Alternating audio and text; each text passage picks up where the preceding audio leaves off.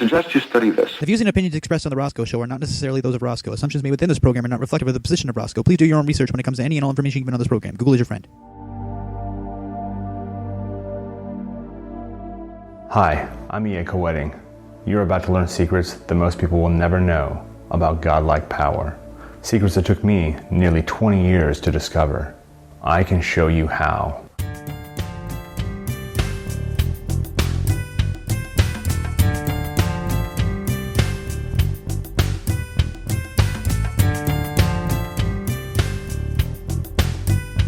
What's up, everybody, and welcome to the Rosco Show. I am Rosco, and as always, I am joined by the lovely Iris. Iris, how are you?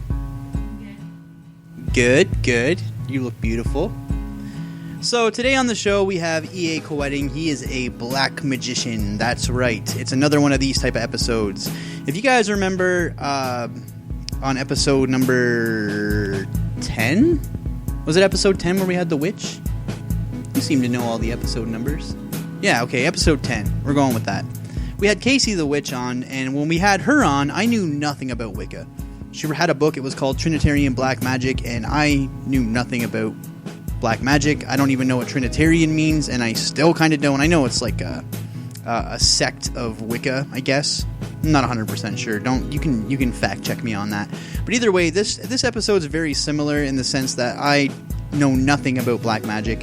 So when I was talking to EA Koetting, you have to assume that I know nothing. So when he was talking to me, he was kind of almost like he was explaining what black magic was to a newbie. And to all you skeptics out there who are going to listen to the interview, you will notice that it's a little bit less fantasy than you would think it is, actually. And it's pretty psychological, pretty philosophical questions and answers. So yeah, very, very intense, and I really enjoyed it. So we normally go into Roscoe's Bible readings, but we're changing up the format just a little bit on the show. So, yeah, we switched them around, so get prepared because it's Pastor J with Know the Truth. Rosco Show. Hey sheep, Pastor J here from Know the Truth. One of my favorite things besides preaching at truck stops is receiving emails from my fans. Now I'll be honest, I've only received about 10 fan emails as most of it is hate mail, but I get it. When you have the ultimate truth, Satan will do everything in his power to keep you from speaking that ultimate truth. Like sending trolls to make fun of you via YouTube comments. Those comments hurt me a lot, by the way. Anyway, a few months back, I received what I consider to be the best email I've ever received ever. It took me all that time to research the question that was in this email, and boy do I have an answer for you. Prepare for a proper mind fuck. I believe dinosaurs or dragons were basically big reptiles that lived in the Garden of Eden with Adam and Eve.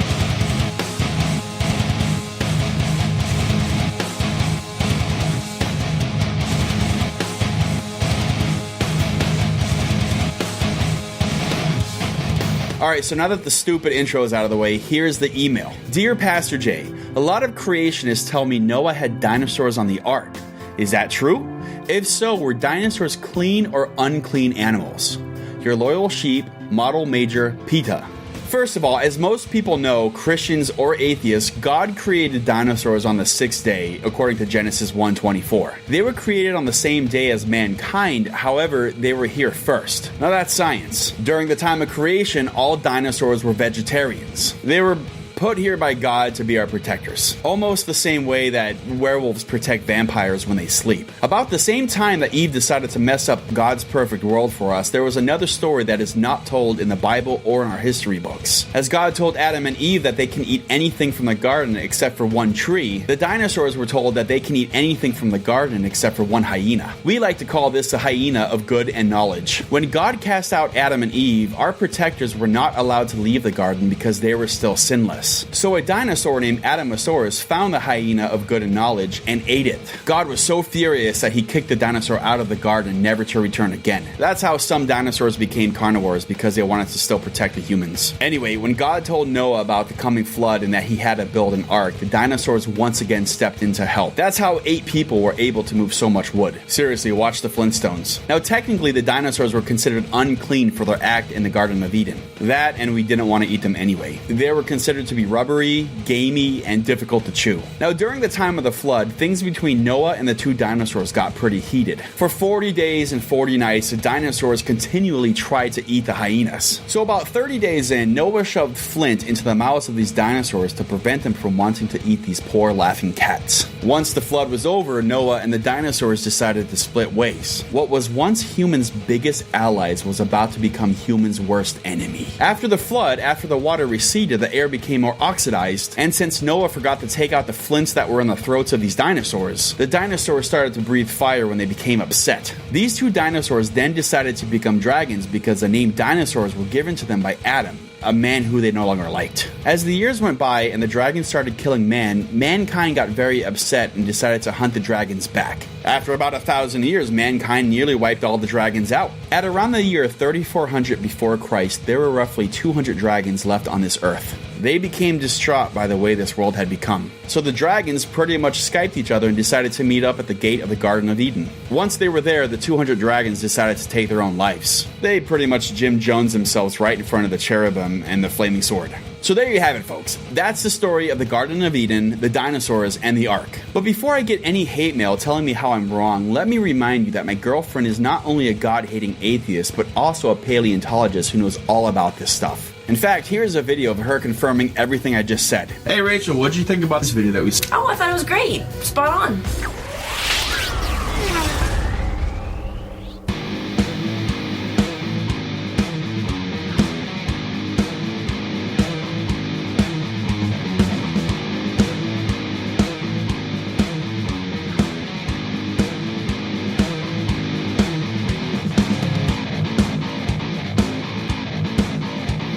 Welcome back.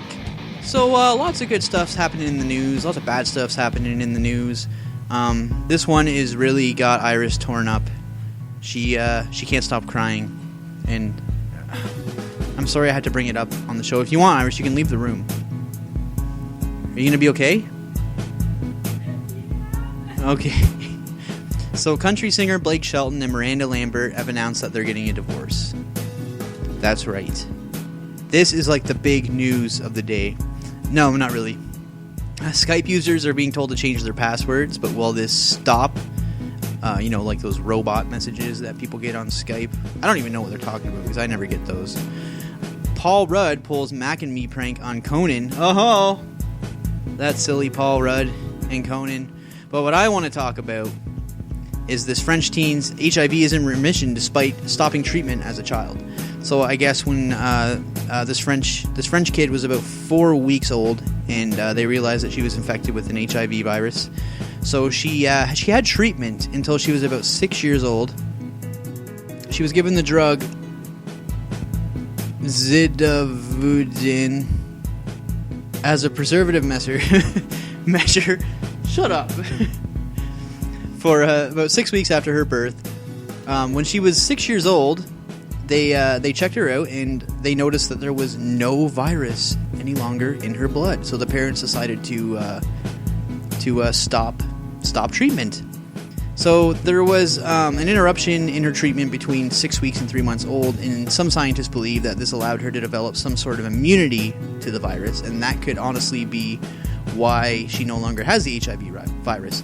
Which, I guess it's that she no longer has it. It's been in remission for a long time because now she's 18 years old.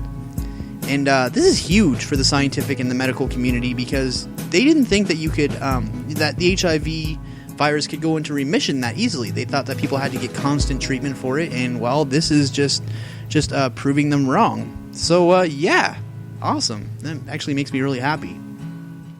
So, yeah, I always love happy news stories. I think from now on, if I do a news story on the Rosco Show, it's going to be like a positive one. Do you think I should do that, Iris? Yeah? Alright, that's it. From this point on, I'm only going to talk about positive news stories because this is actually awesome. And there's a whole lot more information on this. You can hit up thewashingtonpost.com, the health and science section, I guess. And yeah, check that out. 11 years. She hasn't taken any drugs for the HIV virus, and it's been in remission for that long. Awesome. All right, guys, let's get into some of Roscoe's Bible reading right here on the Rosco Show. Check it out. Lot was afraid to stay in the small town of Zor, so he went to the mountains with his 2 daughters. They lived in a cave. One day, the oldest daughter said to the youngest daughter, "There are no men around here to sleep with. Let's get our father drunk from wine and then sleep with him. Maybe then we can preserve our family line." That night, they got their father drunk from wine, and the oldest daughter slept with him. He did not remember any of this the next morning. The oldest daughter said to the youngest daughter, "I slept with our father last night. Let's get him drunk from wine again tonight, and you can sleep with him. Maybe then we can preserve our family line." So they got their father drunk from wine again that night, and the youngest daughter slept with him. Once again, he did not remember any of this the next day. Both of Lot's daughters became pregnant by their father. The oldest daughter had a son named Moab. The youngest daughter had a son named Ben-Ami. This is Stephen the Plebeian, and you're listening to The Rosco Show.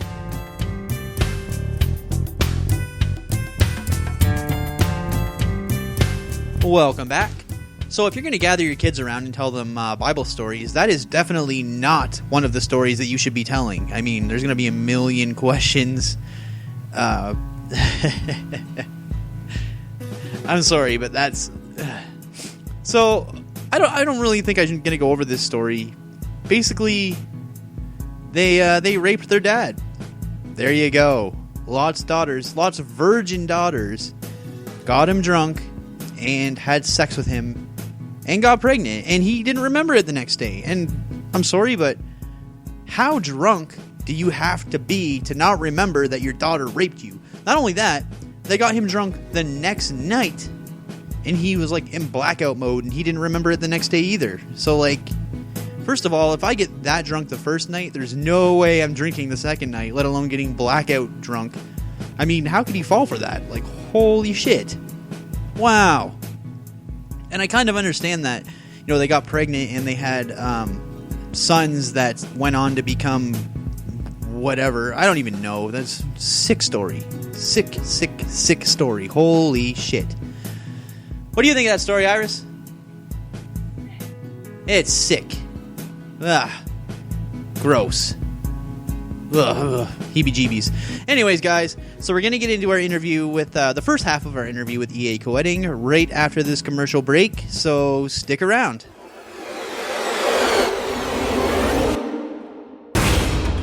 Here's an excerpt from Non-Believer Nation by David Noyce. Much has changed in America, for better and worse, in the century since the 1912 election.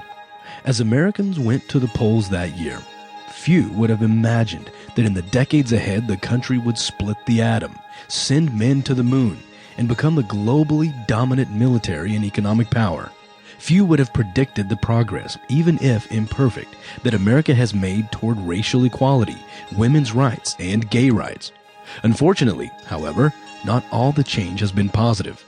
Despite its achievements, America now sits in the early years of the 21st century as a highly dysfunctional and seriously troubled society, and many of its problems, from the immature level of its internal dialogue to the misguided direction of its public policy, can be traced directly or indirectly to the impact of the religious right, and, perhaps even more importantly, to the marginalization of the secular demographic.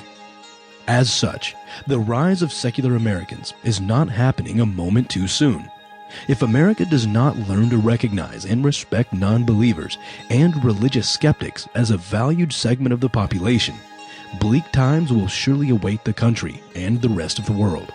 Over 3 decades ago, when the religious conservatives became a major political force, the country embarked on a terrible, long descent, one that continues today and will not be reversed without a renewed appreciation of reason, critical thinking, and the forward-looking values promoted by secular Americans.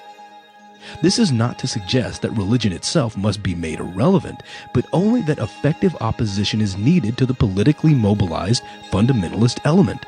That effective opposition, lacking for decades, is now taking root in a transformative movement fueled by Americans who will no longer allow personal secularity to be stigmatized. Given the state of affairs after several decades of religious right dominance, we should all be hoping that secular Americans win their place at the table. Non-Believer Nation by David Noyce is now available at atheistaudiobooks.com.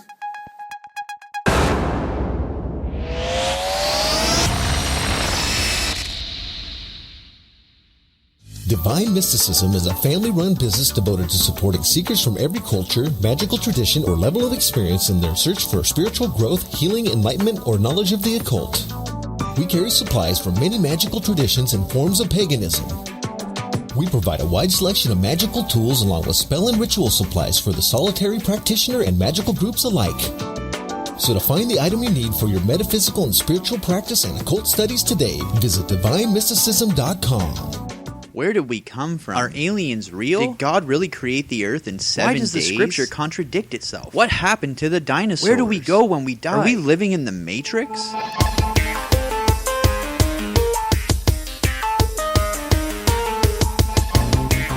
I used to think I was the only one that asked myself these questions. Turns out, a lot of people ask themselves these questions. Like-minded individuals! Well, we're all a little on the side of, not really knowing anything. So I started a podcast, appropriately titled The Rosco Show. Oh no, not another atheist podcast. You really think you can throw your hat into this race? Don't worry, other Rosco. Sure, we feature atheists here and there, but this is a podcast for everyone. What I'm really interested in is talking to believers.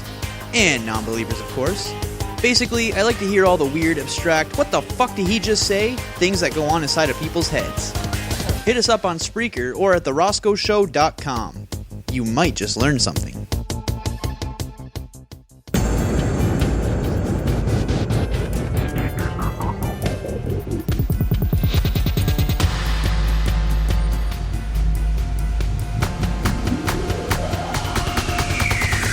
Welcome back to the Rosco Show. I am here with EA Koetting. He is a black magician from... Where are you from, EA? Yeah, St. George, Utah, southern Utah, just right over the border from Las Vegas. Oh, wow. Right near Vegas. Nice. And you said I can call you Eric, correct? Absolutely. I would prefer if you did. All right. Thanks a lot, Eric. So why don't you just start out by telling me about your background, if that's all right? Oh, wow. My background is... Yeah, like I said, I'm in Utah, and I've been here most of my life. And the predominant religion here is not necessarily black magic. It's more along the lines of Mormonism. I was raised in the Church of Jesus Christ of Latter-day Saints, aka Mormons, and that set some really good, I think, groundwork as far as the ability to maybe suspend logic and rationale for these really fantastical ideas and these really interesting concepts of power. As I grew up, I just kind of really started looking at the teachings of all of the different prophets and sages, mages, sorcerers, seers throughout time, and they're all saying pretty much the same thing, which is that you are God. Each one of us is God incarnate. That we have all of the powers and abilities and presence of the divine, the Almighty. We've lost, or maybe we never had in this incarnate form, a knowledge of that, an experiential understanding of our own godhood, and that's part of what we're doing here. That's to kind of go on a tangent this early on in the show. It's frustrating to me to see that most religions focus on some form of escapism, and most spiritual paths or systems focus on escapism, that this world's just not good enough, and so if we can imagine something else that could be better, then I don't know, we can kind of forget about this crummy place. But I kind of take it from the opposite view, that we are gods placed here in order to learn how to use our power and how to transform ourselves and the world around us into whatever state of glory or perfection that we see fit at that time. Interesting. So you chose the path of black magic then? Yeah, I did. I experimented with just about everything. I mean, really early on. Early on, being like 4 or 5 years old, I started concocting different conjurations, trying to summon spirits forth by, holding my pokey little puppy book on a pedestal and putting my little blanket and like clipping it on in front of me, so it was like a magician's cloak, and playing the make-believe of it. But we didn't have, in our home, we didn't have TV accessible, so I wasn't watching shows. There was no Harry Potter. There was no media feeding me anything about magic. It just kind of came to me. It was what felt right. And a part I left out about my history is that I was adopted into this Mormon family at about 4 years old.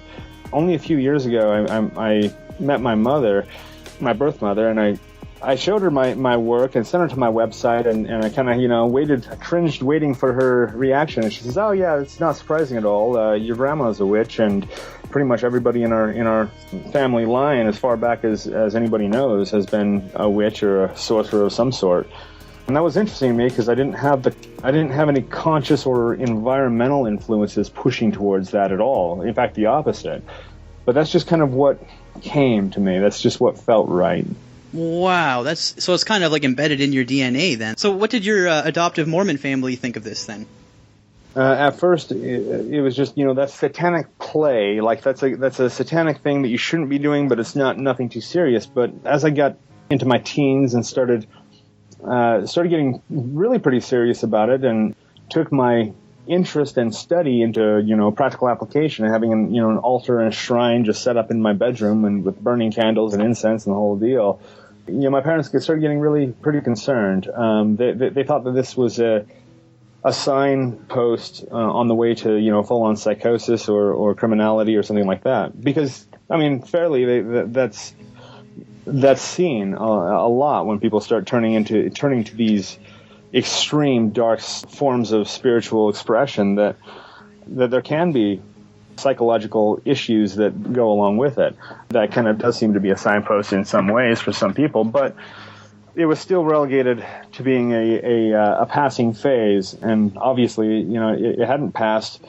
What I've actually seen is that people who get involved in the occult, whether they want to call it black magic or white or Wicca or green magic or whatever, is they'll get started, they'll do some rituals, play around with it, and either it doesn't really do much for them, they kind of just put it down after a bit, or it does something, causes a reaction in the world around them that they can't deny, and they run screaming and get to the nearest priest that they can find.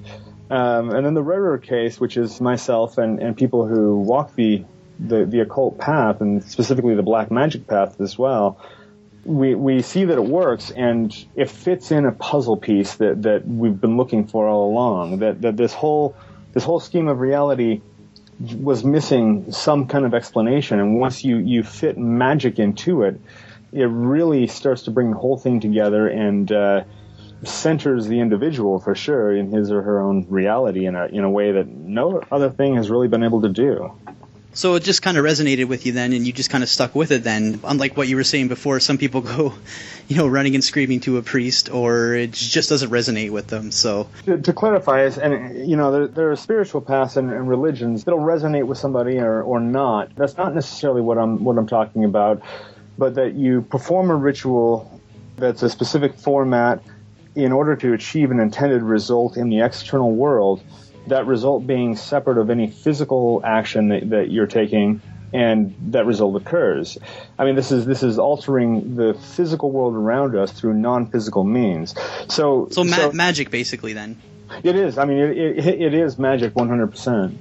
Okay, so I'm going to ask this question not only for my listeners, but for me. This is something that I could have easily just Googled, but I just wanted to ask you, just in a nutshell, and I know you could probably go on for about an hour with this question, but what is black magic exactly? Black magic is the absence of restraint on the individual, really. In every way. The black magician is a law unto himself. He is his own god. He creates his own rules and really lays out the structure of his own reality. And so, black magic is simply the removal of any kind of impediment to action, or the impediment to inaction. That the black magician doesn't follow a code that is placed on him by others, but he determines for himself what's going to bring him the most pleasure and diminish the pain the most in his life or her life, and then lives accordingly. But that's just kind of personal ethics. That's just what we find to be good for ourselves. But there's no sense of, I can't do this because of X, Y, Z, whether that is, some kind of moral implementation or a law of physics that says that it's impossible. Whatever the case is, the black magician just simply does not see impossibility in his life at all. Would you consider this to be a religion almost, or is it just sort of an idea that people kind of go with? Well, the word religion comes back to the same, as yoga and congregation. It's the coming together of people. The magical path, specifically the black magic path, it doesn't seem like it's necessarily congregation. That even though we will come together for specific goals or just for camaraderie and support, that at the end of the day, what I define as my reality and my truth is going to be completely different than anybody else's. And so having a religion isn't really... religion's really kind of I think a false organization, that it's, people coming together to be told and to reinforce certain beliefs and morals and behaviors. The black magician just doesn't have use for that. So no, it's not a religion. So sorry. So if there's something in black magic that you don't agree with, then you don't have to go along with it, as opposed to religion, where if there's something in the Bible you don't agree with, you kind of have to take it all or none. Is that kind of what you're saying? Yeah, absolutely. That also, religion as a whole is based upon faith, whereas black magic, and specifically black magic, is based on experiences. So you're going to perform series of experiments. Your whole life as a black magician is one ongoing experiment, and through these experiments you get to find out what works and what doesn't. And if something doesn't work, then you don't use it. If it does work, then you investigate more. So it's a lot more like a scientific study than it is like a religion. Is it true that white magic is actually used for good, while black magic is actually used for evil? So can you tell me the difference there, or is that true? That's that. What that is that's propaganda, dogma. That's not true at all. Because so magic is using non-physical action or non-physical force in order to create physical change, verifiable change. No matter what the definition of magic anybody will use, it comes down to creating change through some sort of spiritual or supernatural means. The whole idea of white magic is extremely flawed. It's basically just a way to pat themselves on the back, really. So you've got this divine figure that creates everything, and this divine figure is perfect. Now, if you're using magic at all, whether it's to do good or evil, you're kind of slapping that divine figure in the face. Now, the black magician doesn't believe in a divine figure to begin with, so there's no slapping him in the face or her. There's a simple matter of, this is the reality that we're in, and we're going to do what we can to do our best here. And so white magic, really doesn't exist. If you're practicing magic, if you're performing rituals to create change, then you're going against your own code of reverence for divinity. Whereas, if you're not doing rituals to create change, then you're not doing magic. Then it's just a form of mysticism or religion. That's really kind of the interesting part of it, is that it's not a matter of good and evil. It's a matter of, first of all, if you're doing magic, it's going to be what everybody would consider to be black magic. The only reason it's black magic is because there's no restrictions. And that is the lack of any kind of restriction other than the restrictions that we impose on ourselves for our own benefit. That is a dangerous thing, especially in times past. It's becoming, I think, less of a dangerous thing as the human race evolves more. But definitely in times past, for individuals to just do whatever they want, that's scary. And that's obvious why there would be this outcry against even the ideology, let alone the practice of summoning forth these entities or powers and creating some pretty intense changes in the world from a person who doesn't have a dogmatically enforced moral code. So it's the white magic versus black magic argument is really nullified once again by the fact that if you're performing magic, you're going against white magic, you're performing black magic anyways. Some people like to say that they're doing gray magic. I hear that a lot. That's kind of like, those are the fence sitters where they're like, oh yeah, no, I just do gray magic. Well, what's gray magic? Like, come on, let's really, these are all just invented terms. Pick a side, right? Well, and you know what I'm actually seeing, I'm hoping for, and am doing work myself to try to create this, is that hopefully I have a daughter that's 10 years old now, and I hope that by the time her children are in school, about her age, that terms like occult and magic won't even really be in use anymore, because all of these things will have been studied, and it'll be a science. It'll be an applied, applied psychology or applied spiritual psychokinetics or something. I don't know what they'll call it, but it's only couched in mystery because it's been, any study of this has been repressed until recently. So just like medicine once was magic and witchcraft, as soon as we get to look at things under a microscope, it becomes science. And I think we're very, very close to the point that all the things that I'm doing right now in a temple and with these magical tools will all be done in laboratories and then replicated for the use of the average consumer. Okay, you were talking about divine being. Is that the term you used? Yeah. Would that be like a creator god? Is that sort of the same thing? Yeah. I used it synonymously for sure. Okay. Do you yourself believe in a creator god then, or you don't believe in a creator god? One of the things that I teach and that I practice myself is soul travel. So it's it's astral projection, once again without any limits though. So you're leaving your body consciously and exploring this world without having to take your body along with it, and then going into the more subtle phases of reality. And in doing so, you get drawn up, you could say higher and higher, although it's not higher or lower because it's without space and without time. You're drawn into what I can only call the source. And so, all things are created from a radiating light and sound, and the center of that radiating light and sound is what we call the source. So, most people call it divine.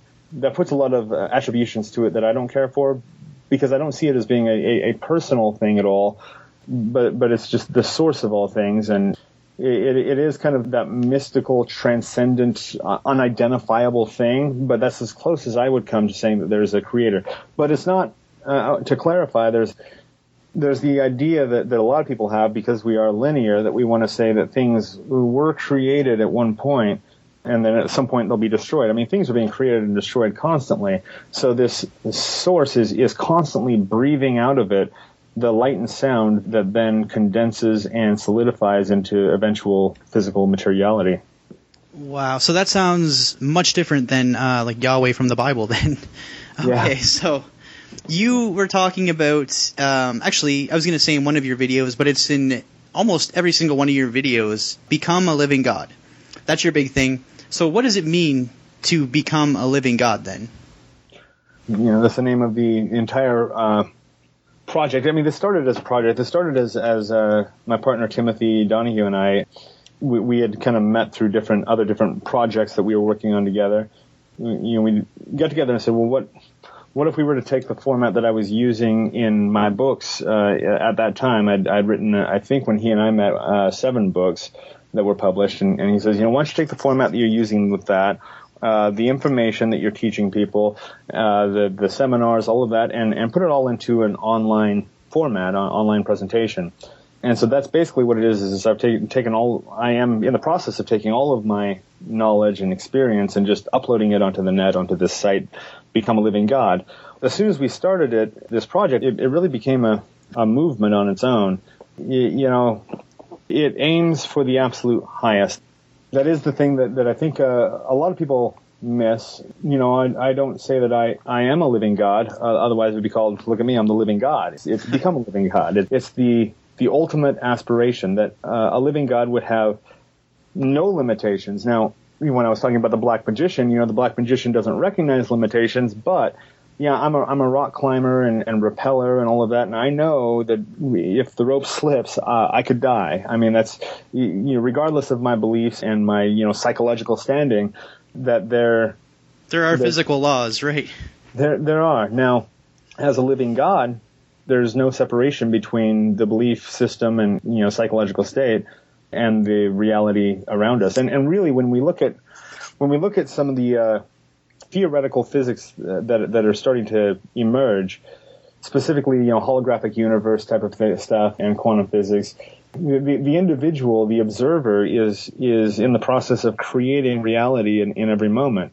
You look at things like the double slit experiment, and we can see that the observer is able to alter the thing that he's observing just by altering the way he observes it. This is really the fundamental core of magic, is that you drastically change your observations of reality, and then reality starts to change.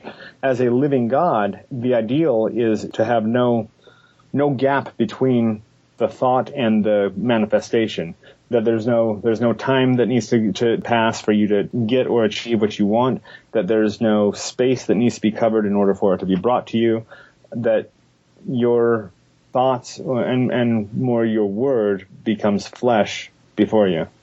And that's an ideal. It's a lofty ideal. That's kind of what I've seen, is that I can set a goal, and I noticed this since I was a little kid, that if I say, I want to get this, I want to have this or do it, that pretty quickly, if I focus my mind in the right way and kind of go through the right patterns, that it all just falls together and works out for me. And so, setting goals got to be a little frustrating, because I'd set the goal, and now I've got something to work towards, and then before I could actually get any work done, I've already got it. And so setting the bar at living God makes it changes the game entirely. That is like a totally different explanation than I was expecting, and I actually love that explanation, man. That does make a lot of sense to me. Explanation you were expecting? I'm curious. Well, honestly, man, when you came on for this interview, first of all, what you're talking is making a lot of sense to me.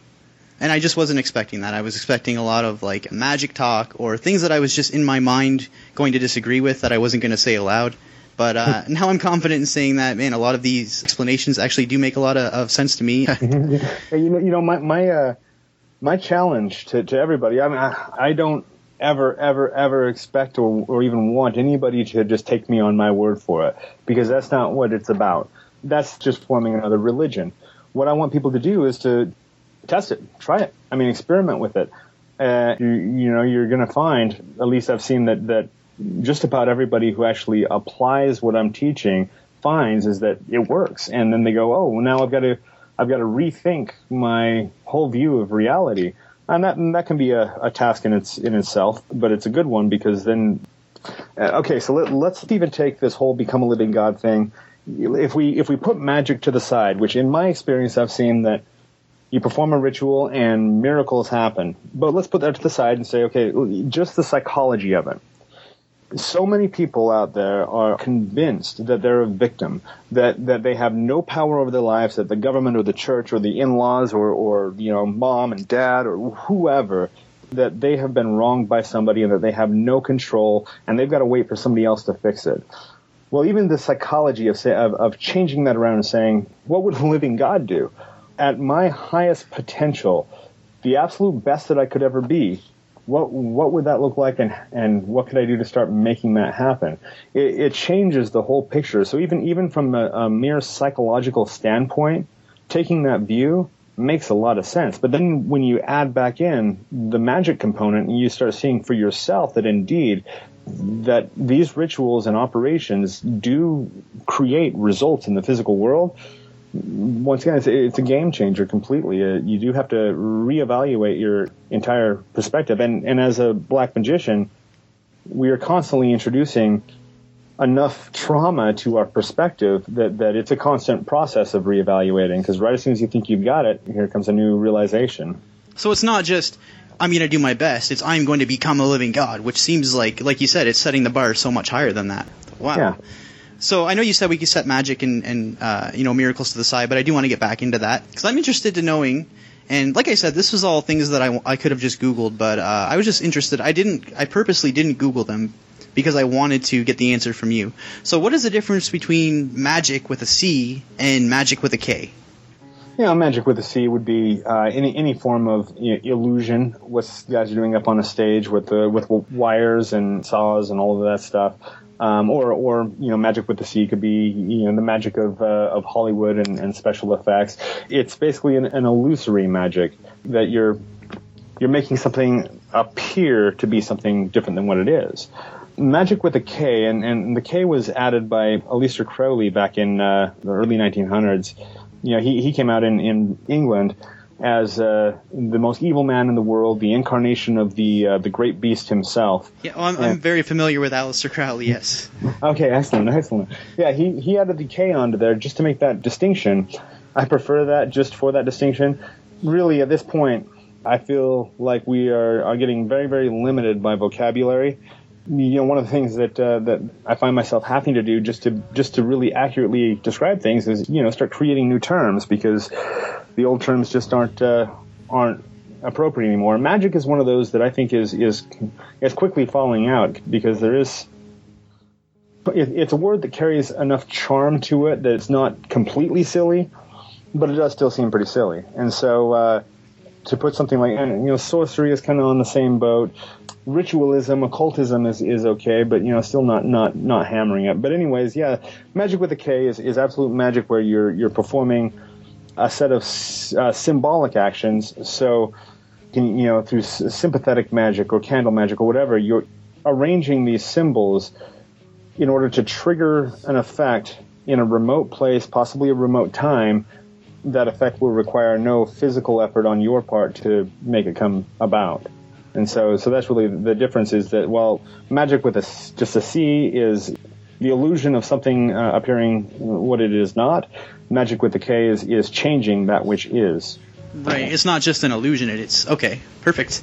Okay, I want to get into curses a little bit, and I was just going to say, what are some curses that you've ever placed, or some curses that you've done, but actually the question I'm going to ask is, if I was cursed, or if I had somebody curse me, is there a way that I would be able to tell that there's been a curse placed on me, or does that all depend on what it is, or where can we go from that direction?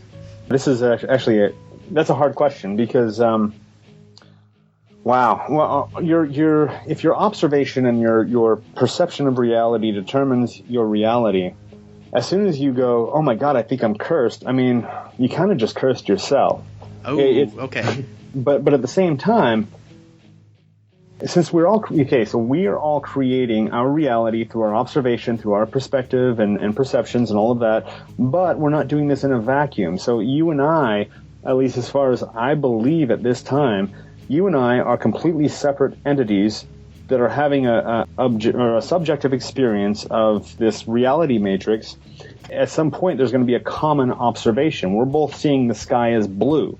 And so there are common observations. So if somebody out there, another person who is an embodiment of, what you could call the divine, an embodiment of godlike power, that throws a curse at you, that is going to have some effect. And so, so what I'll find is I'll feel, out of nowhere, I can feel the energy of darkness coming at me.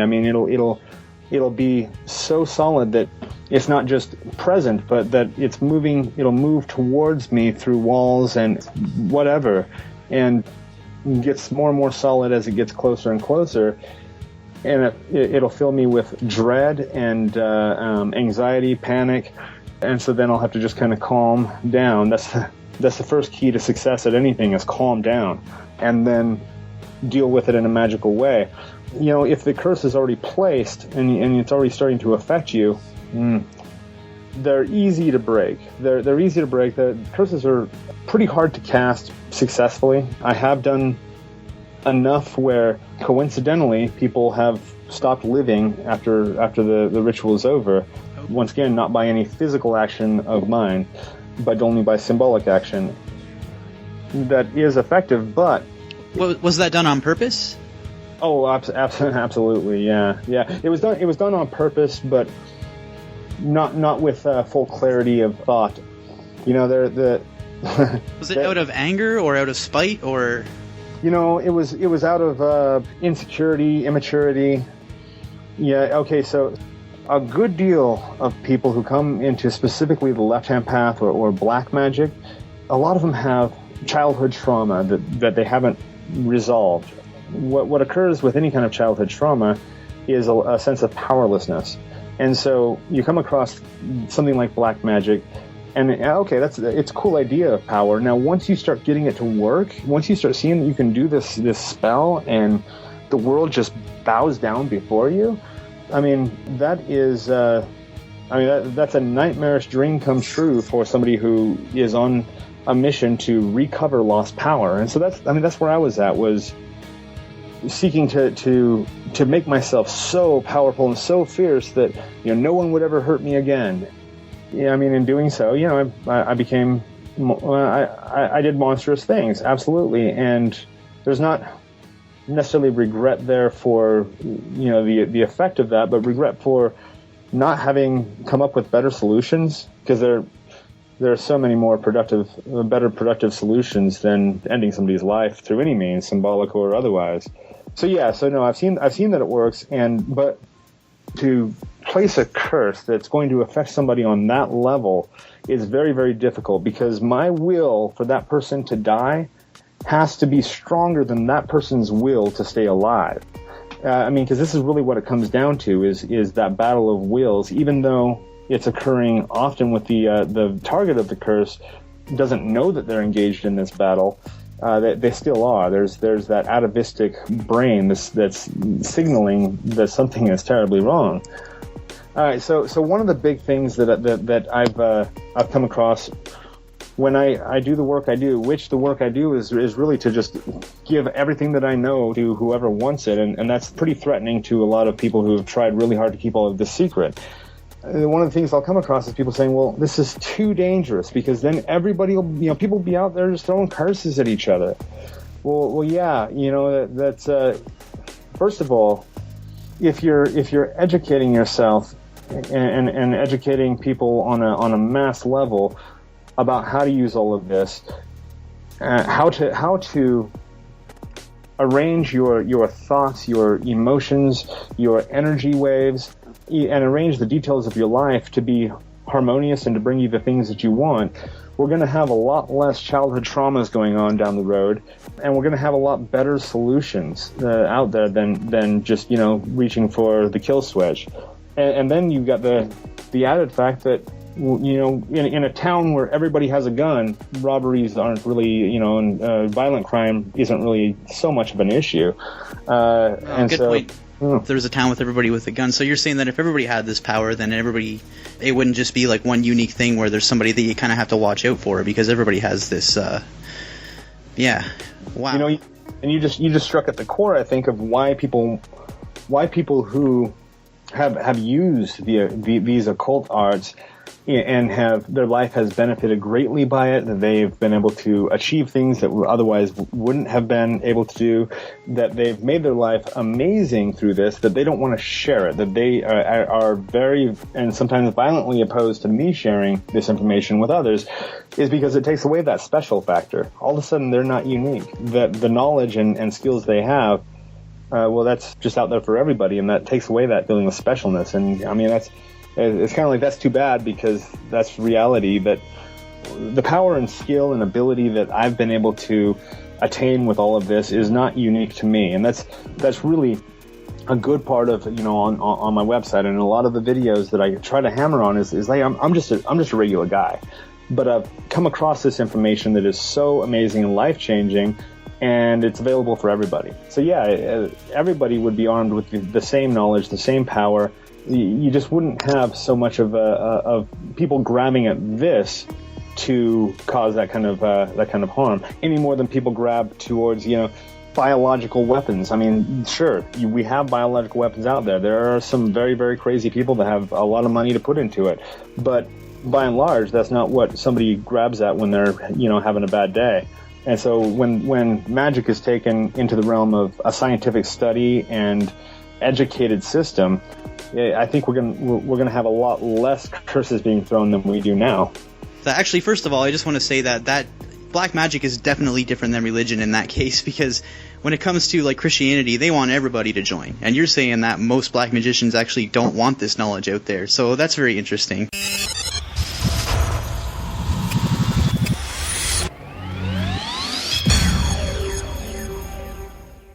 We are back now with those real-life Charlie's Angels, young women who believe they are fighting real demons by performing exorcisms. They're actually graduates of an exorcism school run by a Texas preacher, one of a growing number of, quote, deliverance ministries that are causing controversy in many parts of the country. ABC's Dan Harris brings us the story. They're black belts in karate, they're ace horseback riders, and they're also demon fighters. The torment of God on you. We're just normal girls who do something extraordinary for God. The leader of the pack, Bryn. They call her the Enforcer. She's 17, homeschooled, and a regular on the beauty pageant circuit. Then there's Savannah, the compassionate one. She's 20, a college student, and she likes to shop. And finally, Tess, the middleman, because she can do both good cop and bad cop. She's 17, and she performs in musicals. What do you say to people who just don't believe this stuff at all? After seeing an actual exorcism in person led by us, you will walk away with no doubts whatsoever. Their teacher is Bryn's father, Bob Larson, who says he's been an exorcist for 30 years and claims demons are much more common than many people think. I know it sounds controversial, but maybe half the population. Of the world? Yes. This woman's name is Gina. It's her first exorcism. The girls summon the demon within her, and then the demon apparently takes over Gina's body and speaks. But isn't it possible that if people are coming to you and they happen to be mentally ill and you're giving them an exorcism, that maybe you're making them worse? No. We do this under Dad's supervision. We never do it alone. But her dad, Bob Larson, has been accused of being a fraud. The argument, I would imagine, is this guy's taking money from people who really need psychiatric help, and he's charging them money to perform these bogus... Well, now, wait a minute. You're paid handsomely. So is anybody who has a responsible position in the public eye. And we have to fund what we do. Whatever you think of what Bob Larson and his young proteges are doing... See, I believe in one God. We may be about to see much more of them. Larson says he's currently weighing several offers for new reality shows starring the girls. For Good Morning America, Dan Harris, ABC News, Phoenix.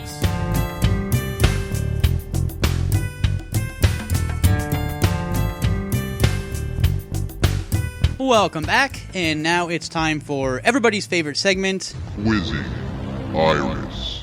So, Iris, are you ready for this intense quiz? Yes. Okay, this is a quiz about black magic. Now, normally when I do Quizzing Iris, I go online and I find some pre-made quizzes. In this case, I could find a few quizzes on black magic, but they weren't that good. They weren't quizzes that I wanted to do on the show. So I asked EA Koetting if he would be willing to write up a quiz for me, and he actually did. So this quiz is brought to you by EA Koetting. So thank you very much, Eric, for sending us this quiz. And it actually looks like a pretty good quiz from what I can see. So are you ready? Yes. All right. So there's 10 questions and one bonus question. So are you ready? Yes. Okay. Are you ready, though? Yeah. All right. Question number 1. Magic with a K is A, illusion / sleight of hand meant to impress and astonish an audience. B, a set of spiritual practices aimed at stimulated change in the physical world through non-physical means. Or C, the use of spoken spells resulting in instantaneous effects in the physical world if the words are pronounced correctly. A. A, illusion / sleight of hand meant to impress and astonish audiences. Okay, question number 2. The practicing magician knows that magic works because A, his or her guru promises that will eventually work. B, the Witchcraft Bible says so. C, he or she feels something supernatural and spooky during rituals. Or D, he or she has experimented with magic and has documented its observable effects in the real world. D. Sorry? D. D as in Daniel? D, he or she has experimented with magic and has documented its observable effects in the real world. Question number 3. Magic works because A, Satan blesses those who serve him. B, humans are powerful beings capable of observing and manipulating energetic currents in order to produce the desired effect. Or C, the words of the spells have been learned and are spoken in the correct way. C. C, the words of the spells have been learned and are spoken in the correct way. Okay. Question 4. Black magic is A, evil magic intended to harm others. B, a religion based around demon worship. C, magic that is unrestrained by morality and assumed possibility. Or D, magical and mystical systems derived from Africa. C. C, magic that is unrestrained by morality or assumed possibility. Okay. Question 5. Mysticism and magic are different because A, magic is focused on observable results while mysticism is focused on the elevation of internal states. B, mysticism brings the individual closer to the creator while magic leads the individual towards sin. Or C, they are synonymous. C. C, they're synonymous? Okay. Question 6. Placing curses on people is A, evil and will condemn you to hell. B, usually a misappropriation of power and attention. Or C, the only way to become a true black magician. B. B, usually a misappropriation of power and intention. Okay. Question 7. The following religions have roots in magical philosophies and practices. Is it A, Buddhism, Hinduism, and yoga? B, Islam, Judaism, and Christianity? C, Zoroastrianism, Wicca, and Thelma? Or D, all of the above? All of the above. All of the above. Usually when you take a test and there's a multiple choice and there's all of the above, it usually is. But, okay.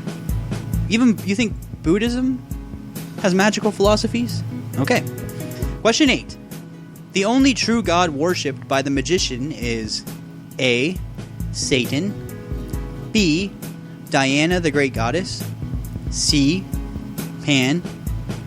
D, Beelzebub. Or E, the self. E. E, the self? Okay. Question 9. Jesus, Mithra, Krishna, Horus, and Ishtar, A, are enemies and will battle each other at the end of days. I sure hope so. Wouldn't that be awesome? Oh, man. I think Krishna has like 6 arms. Either way, sorry. B, are the same mythological messianic figures being retold using different names? Or C, are all trying to win your soul?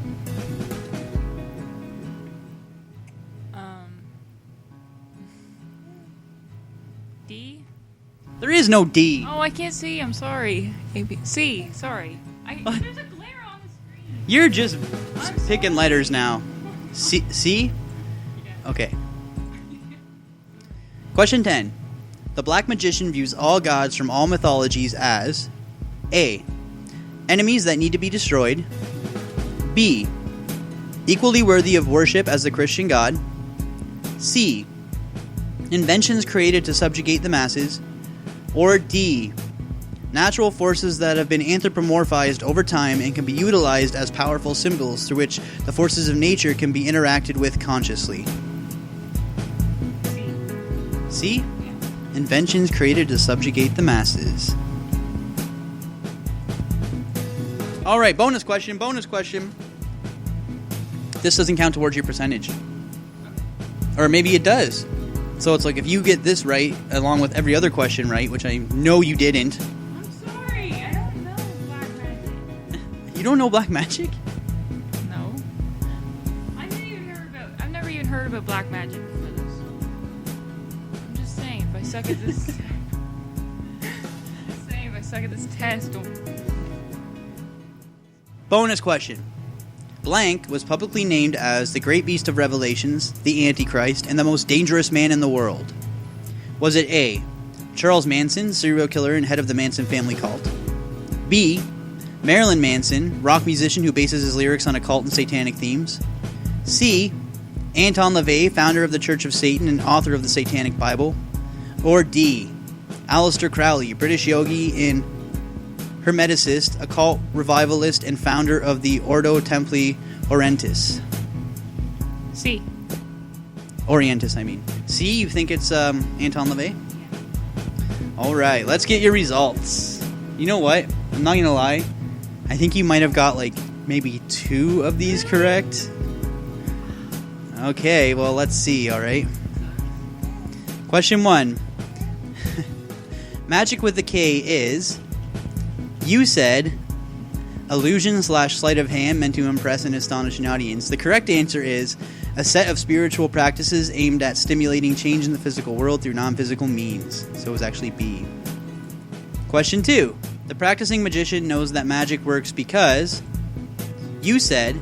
he or she has experimented with magic and has documented its observable effects in the real world, and you were correct. Yes. Question 3. Magic works because...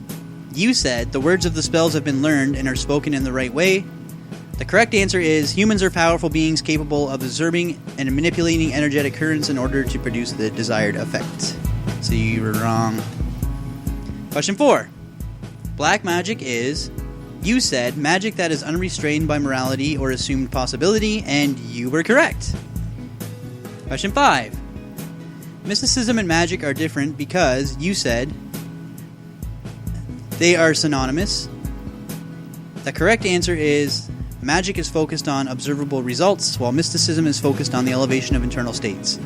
So you were wrong. Question 6. Placing curses on people is usually a misappropriation of power and attention, and you were correct. Question 7. The following religions have roots in magical philosophies and practices. You said all of the above, and of course you were correct. Number 8. The only true God worshipped by the magician is, you said the self, and you were correct. So what's that, like 5 correct now? Wow. Number 9. Jesus, Mithra, Krishna, Horus, and Ishtar, you said, are all trying to win your soul. The correct answer is, are the same mythological and Masonic figures being retold using different names. Number 10. The black magician views all gods from all mythologies as, you said, inventions created to subjugate the masses. The correct answer is natural forces that have been anthropomorphized over time and can be utilized as powerful symbols through which the forces of nature can be interacted with consciously. Wow. And question 11, and you know what? I knew the answer to this one. Blank was publicly named as the Great Beast of Revelations, the Antichrist, and the most dangerous man in the world. You said it was Anton LaVey, the founder of the Church of Satan. It was actually Aleister Crowley. So, that's alright. You got 5 out of 10 correct. Not counting the bonus questions. That's 50%. That's a passing grade, right? Yeah? Yeah, I'm good. Yeah, you're good. Black magic style. What? Congratulations, Iris. Alright, guys, let's get into some of John Gleason's segment, Godless Engineer style Rosco Show. Check it out.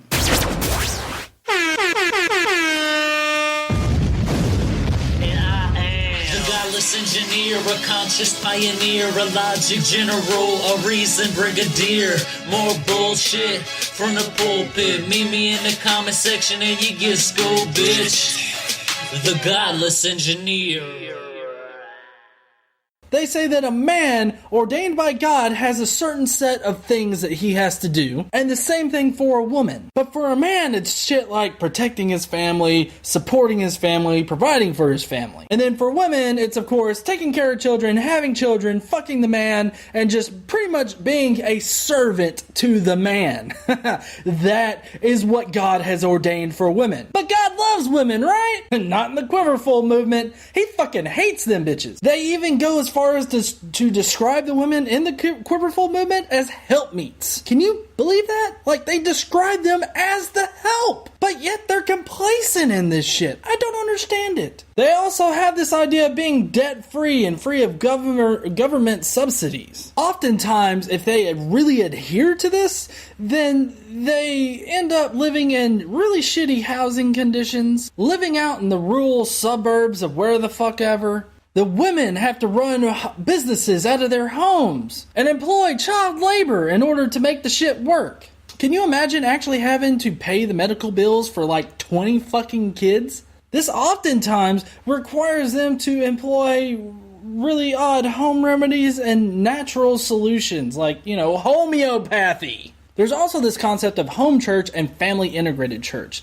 That means that these families congregate together and they create an echo chamber of their own thoughts, of course, and they help each other out with raising them up in the church. This means that the children, they learn alongside the adults and they build these intimate relationships with the adults. If you're not seeing the irony in this fucking thing with Josh Duggar being so fucking touchy with the young kids, then irony just escapes you. Because their own religion has this worked into it where they build these intimate relationships with younger kids. And yet, they're surprised when a pedophile pokes his head out and fucks their kids. But, of course, gay folks, they're the ones that are the real threats to children, right? There's also this idea of modesty in the Quiverful movement. And basically, with the modesty aspect, they blame the girls for how they dress, causing bad thoughts in another guy's head. Many women, to do this modesty thing, will actually wear head coverings. Like Muslim women. So, you know what? I have to say, shame on those little girls that caused Josh Duggar to have impure thoughts. It's all the girls' fault. Am I right?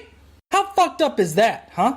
That's really fucked up. Now, of course, this is the basic outline or template to a Quiverful family and the Quiverful core values. Not every single Quiverful family is going to subscribe to every single one of these tenets, as mentioned by the financial core value. I'm sure not a lot of them will actually sacrifice a decent home for their children just because they don't want to be, get assistance from the government. But I hope that this video has shown you how the Quiverful movement is abusive. They blame women for causing impure thoughts in men, and that would lead to blaming the women for any kind of sexual violence due to their clothing.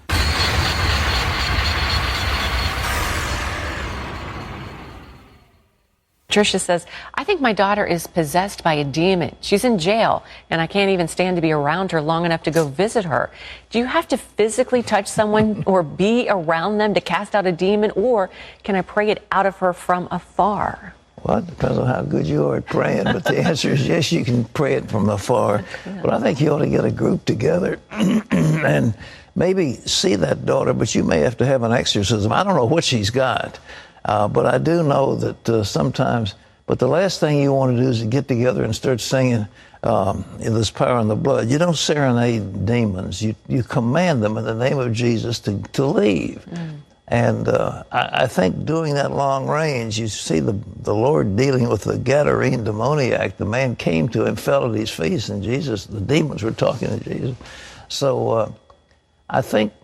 I don't know, she's in jail. I don't know if the jailers would allow you to have a little intercessory deliverance meeting if you brought some people in. Well, if she can get enough time with her, she could just say it real quick, and just cast that demon out if the daughter's open. Well, you need prayer, but I mean, I had a demon say, you can't have her, she's mine. And I said, no, demon, you can't. So sometimes they'll talk to you, and you've got to respond. How come she's got the demon? How come, what did she do to get possessed? You need to look into something beyond that, and you also need to make sure that you know what you're talking about, that she hasn't got some mental illness that needs psychiatric care or some chemical intervention to keep her sane. Be sure you know what you're talking about before you start casting out demons that may not be there. All right.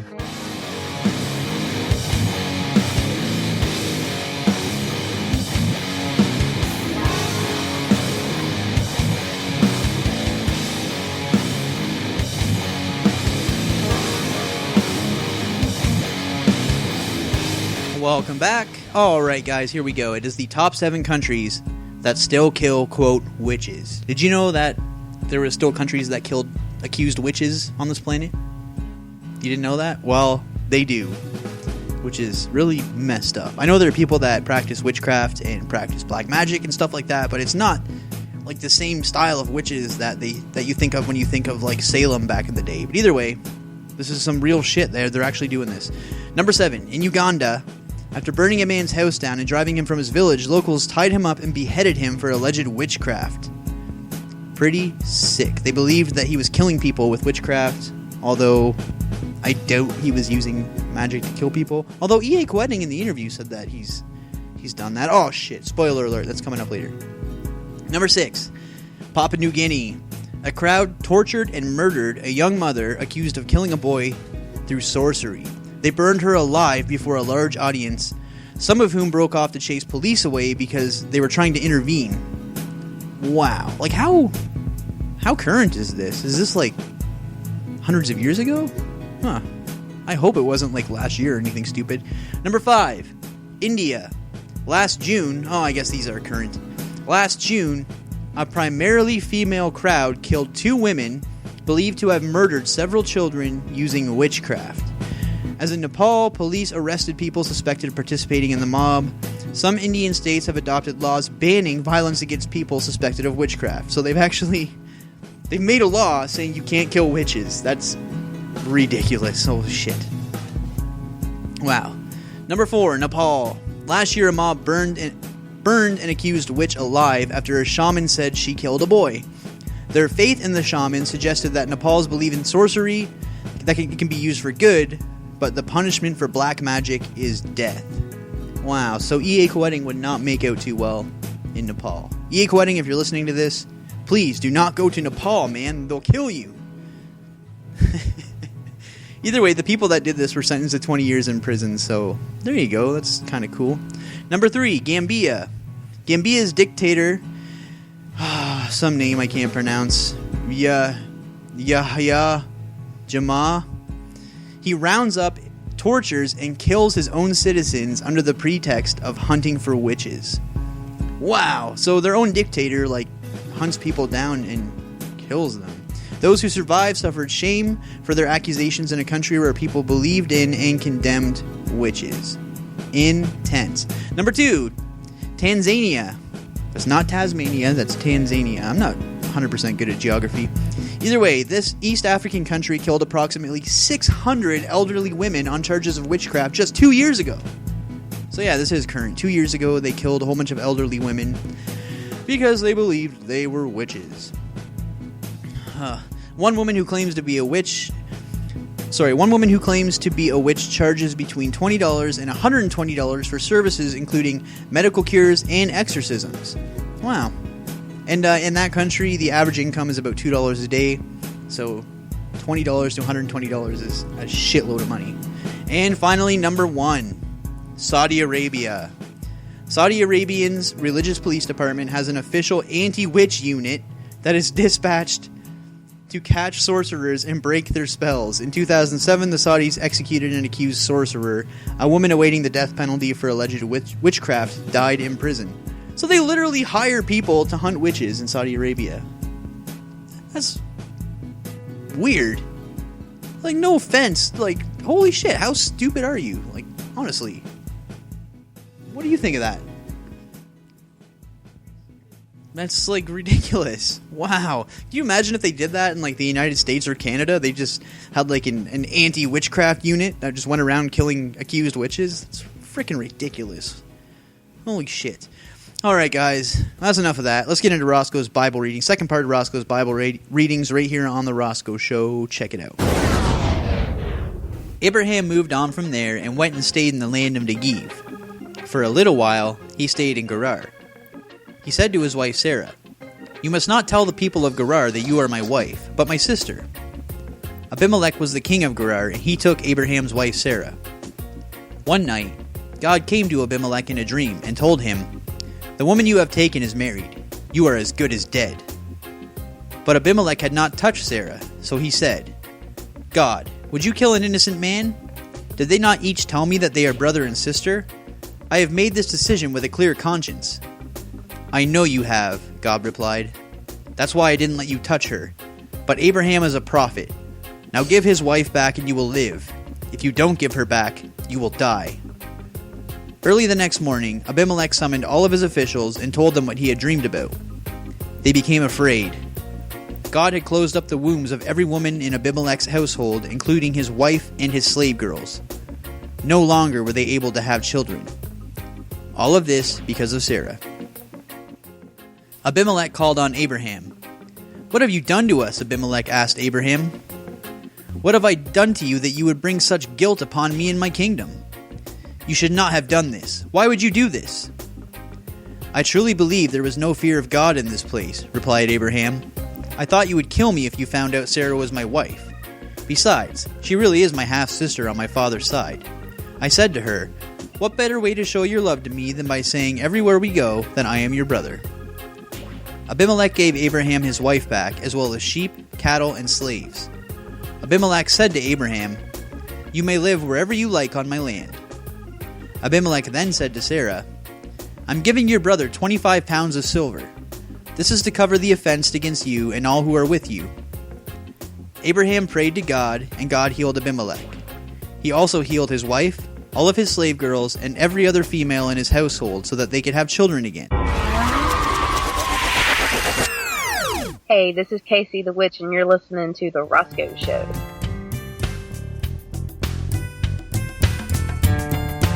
Welcome back. So you'll notice that Bible reading is eerily similar to Genesis 12, Abram in Egypt. There's some differences, for example, in this one he's talking to a king. In Genesis 12, he's talking to a pharaoh. Huh? Big difference there. God does inflict a whole bunch of people with different diseases in Genesis 12. In this one, he literally makes it so that the women cannot have babies. And in Genesis 12, the pharaoh basically tells him, get the hell out of here, doesn't give him anything. But in this one, the king makes him rich. He gives him all kinds of shit. Cattle, slaves, donkeys, gold, silver, everything. So that's pretty awesome. Good for Abraham. So EA Koetting and me have actually spoken before this interview. And I didn't even tell him this actually when we did the interview, and I'm not sure he still knows. Maybe when he listens to this, he'll see. There was a point in my life where I suffered from sleep paralysis. And not many people are actually familiar with sleep paralysis, but basically it's a pretty horrifying experience, especially if you're experiencing the hallucinations and everything that go along with it. He was on an episode of Paradigm Shift Radio, hosted by my homie, Skull Babylon, and I called in. And here's the advice he had for me. I'm not going to play the entire thing. So basically, I told him I was suffering from sleep paralysis. I was having these demonic-like hallucinations. And here you go. Here's what EA Koetting had to say. Here was his advice for me. Check it out. Something that I've seen is, so people get into spirituality, and the first thing they think is, all right, my problems are solved. And no, friend, you have just discovered a whole new set of problems. What you find is that in the astral vision, this is a pretty dark world. Now, if you start practicing spirituality in an active way, what you're doing is you're basically turning on your astral and your spiritual light to full strength. And so you're glowing really, really strongly in a very dark world. Now, we know if it's nighttime and you go turn the light on outside, you have moths and all sorts of nasty bugs that come and try to attack that light or try to jump into it. Well, that's what's happening to you. And that's what happens to a lot of people when they first get into the occult and into spirituality, is that basically they're glowing way, way brighter than they ever did before, and they're attracting all these little nasties, all these entities, forces, intelligences, etc. That I don't know that they necessarily mean harm, but they're not there to help you either. They're basically just mindless insects that are attracted to your light, and they're trying to get into your light. They're trying to get closer to it. There are some pretty simple things that you can do to try to protect yourself from this.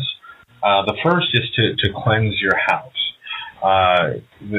We've got astral and psychic residue that kind of leaks everywhere around us. Now, one simple thing that you can do is take a glass of water, put a little table salt in there, stir it around till the salt dissolves. That creates a great conductor. And so then you're going to hold that glass of water in your left hand and hold your right hand over it. Just let your right hand kind of hover over the glass. And then breathe in, and as you breathe in, feel spiritual light come into your body through every pore as you're breathing in.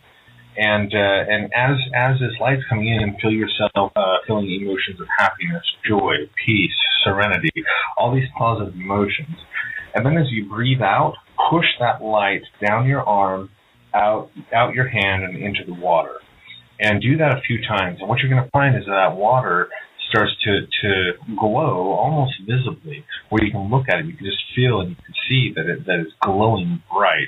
And then take that water and just sprinkle it around your house. And you know, if I feel like there's a strong buildup in my house, I'll do that, and I'll just say, you know, you're not welcome. You know, any basic statement of clearing the energy out. And with each of those flicks of that water, you're going to feel the air lighten up quite a bit. You're actually going to find that it's easier to breathe, it's easier to see, it's easier to relax. All right, Rosco, how's that? That is awesome. So I'm going to physically see this water glow. I was trying to do that as you were explaining it to me. So, but I'm going to physically see this water glow when I do this. You're going to feel it glowing, and if you look at it, you know, if you're able to see it, you're not going to physically see it glow if you're just looking at it. If you enter into a meditative state, you will. If you're in that theta state of low brainwave fluctuation, then yeah, you are going to see a glow to it. But more than anything, you're going to feel it glowing. You're going to feel that you know, as you're holding this water, that it's basically become charged with that positive intention. Okay. So there you have it. All right, guys, we're going to get into a commercial break, and when we get back, we will be getting into the second half of the interview with EA Koetting, the Black Magician. Stick around. Here's an excerpt from Fear of Physics by Lawrence Krauss. A physicist, an engineer, and a psychologist are called in as consultants to a dairy farm whose production has been below par. Each is given time to inspect the details of the operation before making a report.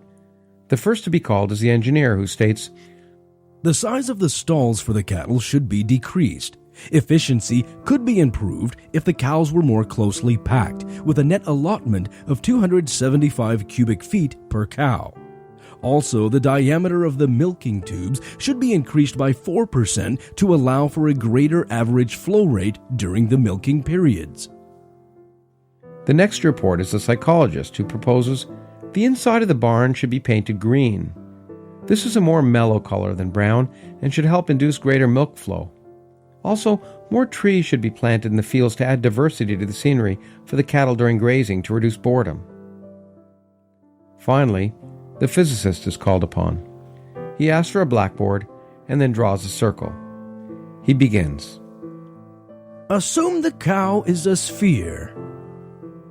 This old joke, if not very funny, does illustrate how, at least metaphorically, physicists picture the world.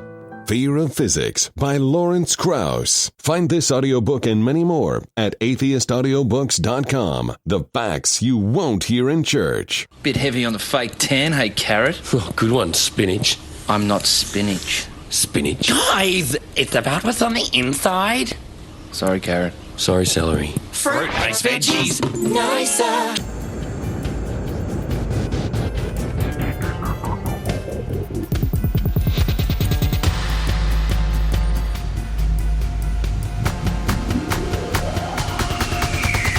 So you essentially put a curse on somebody that took their life away from them then? Yeah, I've And you said you don't regret the action, but you kind of regret the way that it was done? I don't regret the I mean, here I'm going to come across sounding like I'm completely cold, which is, I don't think... No, definitely. Okay.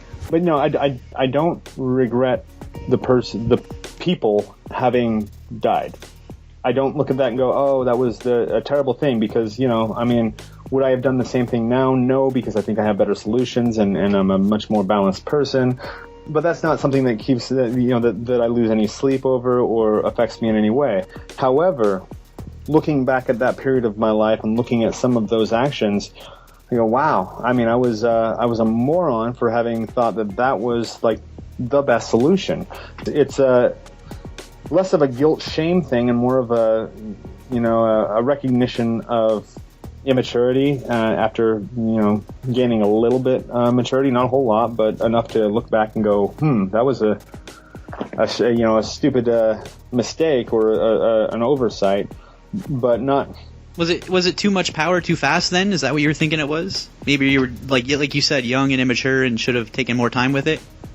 That's the thing with black magic, is that there's no real taking your time with it.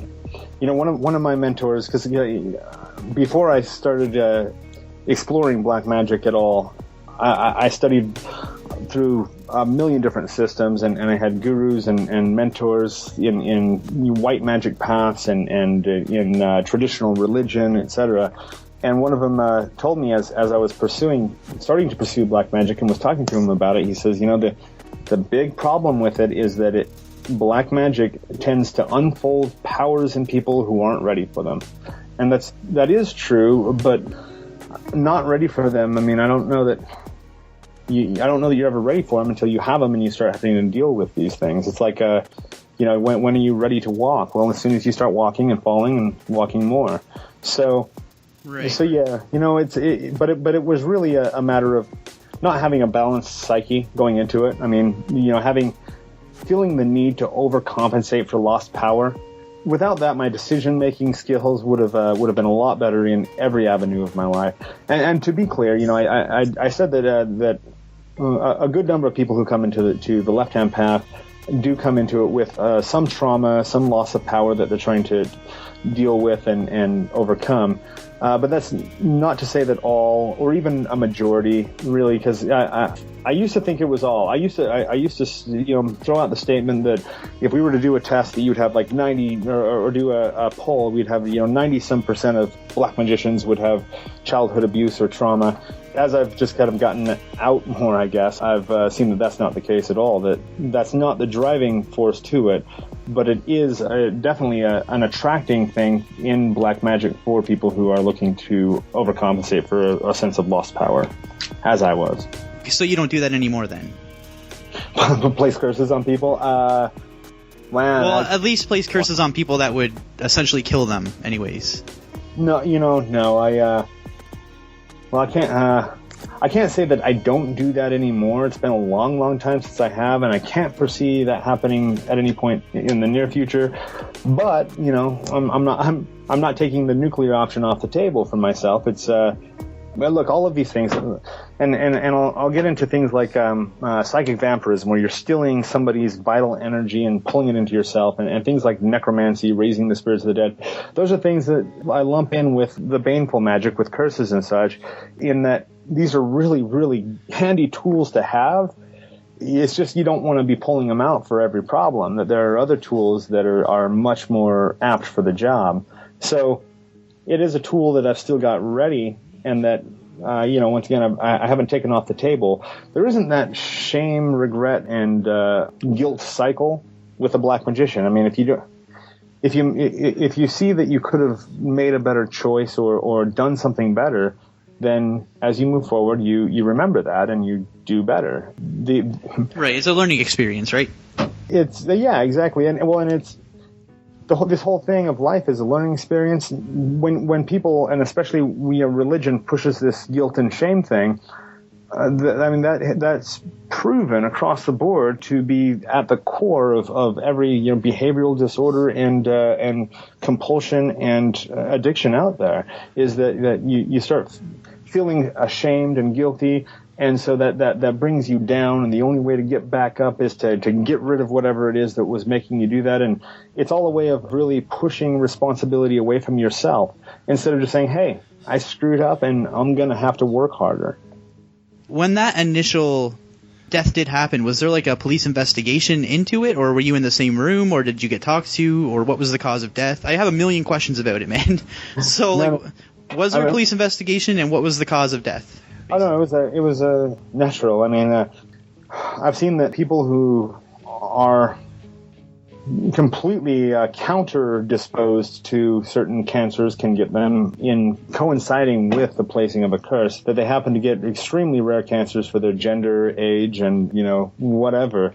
It almost always comes down to something that the final coroner's report is going, well, this is a natural death. I mean, whether it's cancer or heart issues or even accidents. Accidents are a lot less likely than most people would think. I think when you think about a curse and somebody dying of a curse, you're thinking they step out in front of a bus or something like that, or spontaneous human combustion, and that's not really how it works.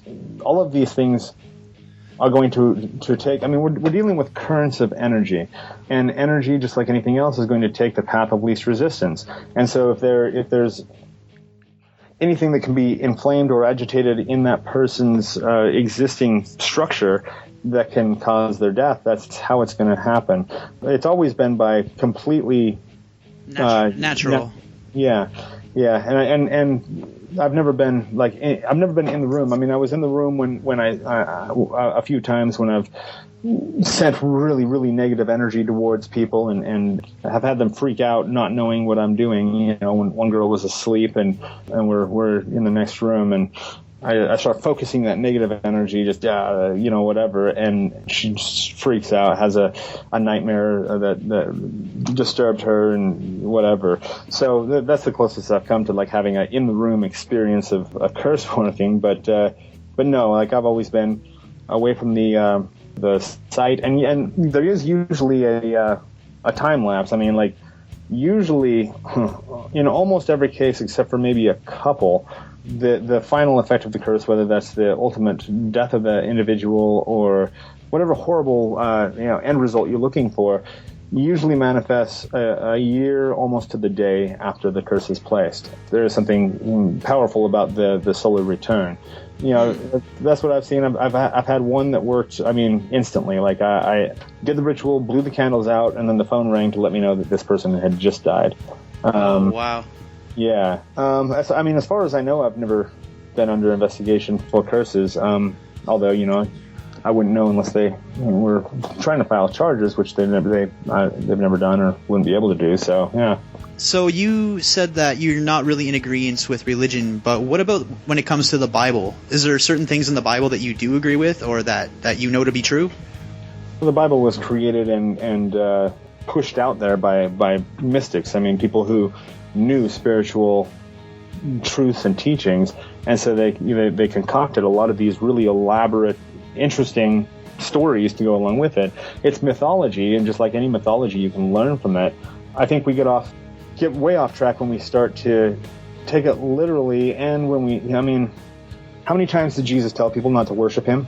I mean, he's telling everybody not to worship him, and he's going, no, I've come here to worship you. I've come here to serve you. And it's like, well, that message did not get across. No, the most Christ-like people I know are Buddhists. It's really a ridiculous thing, but the teachings in the Bible are actually, at least some of them, if they're read the right way, can be really good. But then there's a lot in there that is, Neanderthal, where it's like leftover, ape stuff in our brains of having to assert our dominion over women and homosexuals and children, and there's a whole list that you go through in the Bible of things that are just despicable. But there are also really, really valuable spiritual teachings in there, and so you do kind of have to pick that out and pick it apart. But yeah, all in all, it's as useful as any other mythology out there. Okay, what about the? I know you said you don't really believe in a creator god. Well, you kind of not really a creator god, but what you were explaining earlier. What about the idea of Satan? I mean, okay, so humans, wow, we've concocted all of these religions, and we've filled the supposed astral plane with legions of spirits and gods and demigods and all of this as ways to explain nature or explain the supernatural, maybe, and that's all fine. It's really interesting because you can use these things, which I consider to be human created symbols, really, and we call them gods and spirits and stuff like that.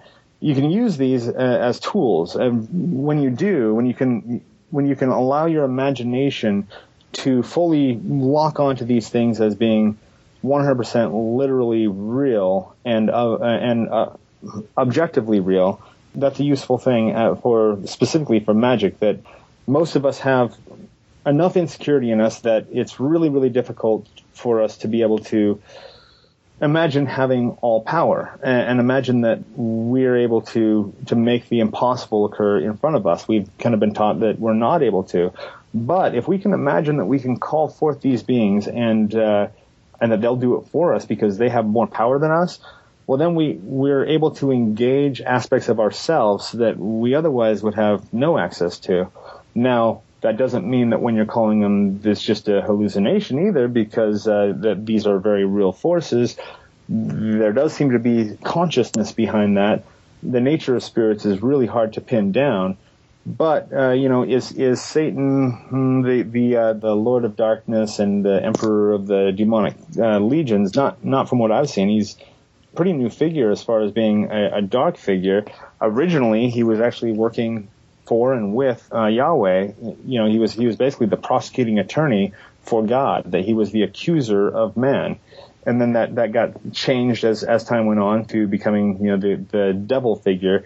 But there are so many mythologies that are so much older and whose gods are so much more terrifying than Satan could ever be, that it's hard to really look at that and see any validity in it. When you can look at something like Azidahaka, three-headed dragon monster god that's just waiting for the apocalypse so you can come in and devour everything in fire. You look at things like that, Yom Nehar, Ningizida. You look at these entities and they are so much older and once again more terrifying, darker. That if you're looking for an evil guy to identify with, Satan, I think, falls way short of that mark. Wow. So your explanation is kind of, it all depends on what you believe, sort of, but there's way darker entities out there that have existed in history that are much worse than Satan, then, just in a nutshell? Yeah, because if we're able to see all of these things, whether the magician wants to see spirits and gods and all of these things as being literal and real outside of him or not, that these either way are templates for us to be able to identify with in some way. And so, yeah, going towards the extreme dark, if we want to be able to embrace this extreme dark in ourselves, once again, he's just Satan's way off the mark. He's supposedly a fallen angel that's cast out of heaven. His only real power or purpose is to try to get us to do bad things. It doesn't sound like that. It's all that intense of an individual. That there are archetypes to draw from that I think would be a lot more appropriate to the Lord of Darkness. Oh wow, I love that explanation. Okay. So have you ever met anybody who claimed to be a black magician or claimed they knew black magic, but they were absolute frauds? They really had no idea? Most people who claim to be black magicians seem to be, I don't know. That's not fair of me to say. I retract that statement. Because, black magic, I guess, is, being without restriction, everybody can just develop their own thing however they want it to be. As far as I'm concerned, if you're going to call it magic, if you're going to have the word magic in there, once again, the definition, regardless of what system you're in, is causing change to occur in conformity with the will. Now, I've known so many people who say, yeah, I'm a black magician, and I look at the circumstances of their lives and I go, well, why don't you start applying some of this black magic to, making your life a bit better? and I'll hear, oh no, that's an abuse of this, or that this is sacred and should only be used for the assent of the individual and not for, the gratification of the senses or whatever.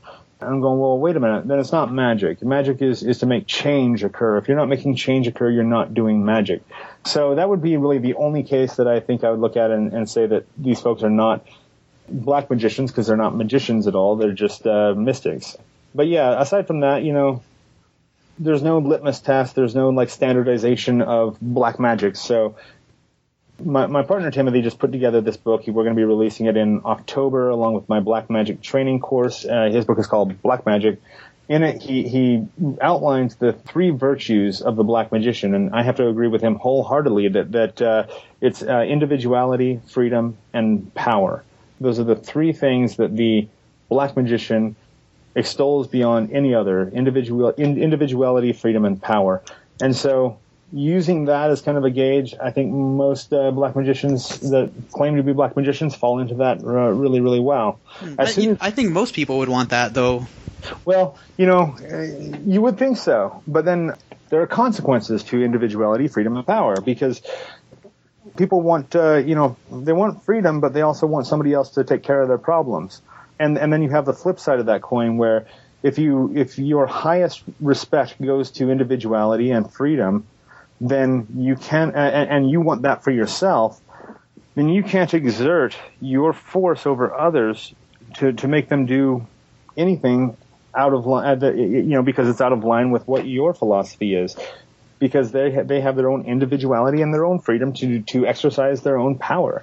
You get these Satanists out there, you get these black magicians who have this dream of one day arriving at some kind of age of darkness where evil will rule, and that they will be slave masters and warlords, and they're going to destroy and all of this. That's not black magic. That's psychosis. Black magic would, in its truest sense, would have such reverence for the individual that you're not going to exert force unless you're aggressed against, really. So really, there's when you get at the core ethics that are developed in the practical application of black magic and what you learn from that, it really is a pretty good way to live life as far as I'm concerned. So what would you say to people that would say that this is all just a fantasy and that, it might be a good philosophy, but there's nothing actually really happening? If I had a rabbit's foot and I rubbed it, and every time I did, that good things happened, and, I'd probably keep rubbing that rabbit's foot. Now, if you perform rituals to make specific things occur, those things being very, very difficult or near impossible to effect without, with just mundane resources, but you perform the ritual and without much effort at all, the thing mysteriously just manifests for you. You got to take a look at that. Now, it took me 20 or more rituals before I actually believed it. It was all coincidence. It was all just wow, this is a really interesting coincidence. About 20 or so times before I went, oh, wait a minute. If you're having the result, at first, not every time, you're going to have, probably 75, 80% success for the first bit until you refine your process. But that's a huge margin. So you've got to look at that and go, well, there's something that's occurring here. The advice I give people who are doing real magic to create an effect and a change in their world or the world at large is to record it through, journaling. At this point, I'm recording a lot of my rituals through video and sharing that with people and putting it up for peer discussion. With this, you can look at it and go, okay, so here is what I wanted to have happen. Here's the method that I put into place to cause this to happen. Then, a couple pages later, well, here's the result. Now I've got journals just filled with cause and effect evidence. The fact that the occult's not being studied scientifically is a really interesting thing to me because of that empirical evidence that the individual who actually applies themselves into the system does indeed see these effects. So, to those who would say that this is all just in my head, that's cool, because in my head I've been able to do a lot of things and accomplish a lot of things that I wouldn't be able to otherwise. You know what, man? That was an awesome answer. I'm not going to lie. It's like you were a skeptic yourself until you were able to experience the evidence, and now you're trying to put the evidence out there to be peer-reviewed. Yeah. I film my rituals, and I film, prophecy sessions and meditations and all of this, and I put it out there, and it's not. I'm putting it out there for the sole purpose of showing people the template that I'm using, and showing them how they can perform these experiments themselves and come to their own conclusions. If they actually go through the process of doing the experiment and they find a different conclusion than I do, I'm very interested to always talk to those folks because, we need to compare notes. This is, again, how black magic is more like science than it is like religion. In religion, in science, you get points for proving yourself wrong, right? If you can prove your hypothesis wrong, well, okay, you came up with a proof. All right. In religion, it doesn't matter if children are being abused and hell is breaking out in the Vatican. You hide it because you will never admit you're wrong. In black magic, if I'm wrong, that means I get to learn something. Or if my experiments produce a result that other people's experiments don't, then we really need to start comparing notes about it and see what's going on. Either way, it does produce results for the people who actually put it into effect using the system that is proven for time. Before we made the wheel, we were using magic. Some of the very first artwork that human beings were doing, carving out Venus statues to secure fertility, doing these carvings of the different animals of the hunt in order to secure a good hunt, that we were using symbolic magic before we had any other technology. Up until this day of, incredible, mind-blowing technology, not only is it still in use, it's growing in use because of the ability to communicate these things amongst each other through this improved technology and to actually start verifying some of the validity of all of it. Name association. Billy Graham. Oh, pompous. If I'm doing one word, I don't know that I... Wow. Yeah, pompous is the first thing that comes to my mind. And to be honest, I haven't looked much into what he is actually teaching because I can't get past the pompousness of him. but to be fair, I don't know that he's looked into my work either. Oh, okay. Gerald Gardner. Whew. Wow, Gerald Gardner. He was the creator of what became Wicca, really. He from what I understand, he was a student. He was either a student of Crowley or he was a student of Crowley. But he had that hermetic thelemic influence. My impression of him would be he was a dreamer. Absolutely, that he had. He created for himself and for the people that he was able to surround himself with. He created a fantasy world that was really amazing. The worship of the goddess and the embracing of nature. He was able to open up doors he was able to dissolve boundaries, really. That's I think the great work that he did, whether or not that was his intention, was to dissolve boundaries between male and female and between even between race and religion. He was a really amazing guy. But there's also I can't help but feel a little sad, just thinking about him. I don't know. There's that's hard. That's hard. Having him being at least a generation before me is hard to really lock onto. But I don't feel like he went as far as he could have. That's not fair of me to put on anybody, but I don't know. I think he kind of maybe got lost in the fantasy world that he created a bit, rather than directing it towards something. And it comes back to the tool thing. All of these things, these religions, spirits, gods, all of these are tools. And it's okay to have tools. I have a lot of tools, but I'm not going to put them on the wall and start worshiping them. And I think that he kind of gravitated more towards that worship rather than the tool aspect. Edgar Allan Poe. He was a tortured genius for sure. I love his work, and I too have a fondness for absinthe and other intoxicants as such. So he had momentarily directed madness, and definitely inspiring. Richard Dawkins. frustratingly intelligent. He could outmatch me in a battle of wits any day, but I still know in my heart that he's wrong. And last but not least, David Blaine. I have nothing. I'm drawing blanks for David Blaine. Oh, you know who he is, though, right? Mm-hmm. Yeah. Okay. I wanted to ask about David Blaine just because he's a magician, but he's he's an illusionist, right? So I just wanted to kind of, instead of saying, an illusionist, I figured I'd throw a name in there.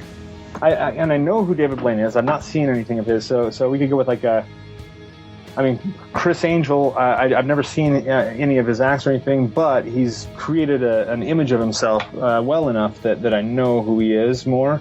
I can lock on to him much better. Even Lance Burton. We can go with Chris Angel then. Okay, Chris Angel. All right. He's an excellent showman. He's an excellent showman because he's able to do what the Egyptians did and combine illusionism with the feeling of real magic. He dresses as if he's an actual black magician. He presents the image of being that through the things he says, through the different icons and symbols he uses. But it's illusion, and so it's the illusion wrapped inside of an illusion. No, he really has a genius thing going for himself, and I don't know that there's a whole lot of pushing boundaries in the days of like Houdini. That I don't think I don't see that with too many other people. Maybe David Blaine was one of those who pushed boundaries, though, much more than the Chris Angels and Lance Burtons. I don't know. Well, I think he might have. David Blaine would do things like sit in a box for 40 days without eating or drinking anything, things like that. So that harkens back to the old Houdini days. Where you actually have not that Chris Angel and Lance Burton and others don't have anything on the line. That's not the case because there is safety and all of that to be concerned about, but there was like ridiculous things that David Blaine and Houdini would put themselves through just to see that they could, and to show the others that they could. So yeah, no, it's interesting. Thank you so much, Eric. So where can we find you? What's the website, YouTube channel, all that good stuff? BecomeALivingGod.com is the website, and really you can get on BecomeALivingGod.com. On the main page there, I've got Facebook, Twitter, YouTube. All the links are right there. You can also sign up for my free newsletter. So I write a newsletter pretty regularly. Subscribe to that completely free. You can go on YouTube. I've got endless hours of free stuff on there. How to perform rituals, the theories behind all of this, and then the practical application of it, experiments that I've done. It's a wealth of information that is just completely free. And then, I do have products that you can pay for as well if you'd like to, but, you definitely check out all the free stuff first, so that way you'll be geared for the really, really good paid stuff. Just really quickly, is there anything else besides your own stuff you'd like to promote, or do you have any questions for me, or is there any last words that you want to say? I'll promote right now the Anthology of Sorcery. We released this collaboration. It's a collaboration with 21 authors and artists from all fields of the occult who have brought their essays and their art pieces in, and it's all gravitating around their relationships with different gods, different systems, and spirits, archetypes, and not just how they feel about them, but their own practical ritual experiences with these entities. And so what this really is not just me saying, giving my spiel about what I think about things, but it's confirmation amongst ourselves as these contributors, but also amongst other magicians who can read these things and get a much clearer picture of who these entities are in these mythologies, what use they are to the individual magician, as well as the really common thread of magic, that all of this indeed is very real, and that's made very clear in this. So that's the Anthology of Sorcery, Volume 2, Revelations, and you can pick that up at BecomeALivingGod.com again. Awesome. We'll be putting links up in the description of this podcast as well, so people can just, when they're listening to it, they can just check out the description, and you should be able to get there from there. Any last words, Eric? No, thank you for having me on. This was an excellent conversation. Really fun. Yeah, I really appreciate it, man. Well, I like to give people a platform. I like to have an open forum, let people say whatever they want, and this is a perfect example of it. So thanks for coming on the show, man. I really appreciate that. Oh, absolutely, and I'm happy to come back on and chat with you anytime if you ever are looking for a guest that you'd like to bring on, and you think of me, I'm happy to. Awesome. All right, well, thanks so much for coming on the show, Eric. EA Koetting, and you have a great night. Thank you.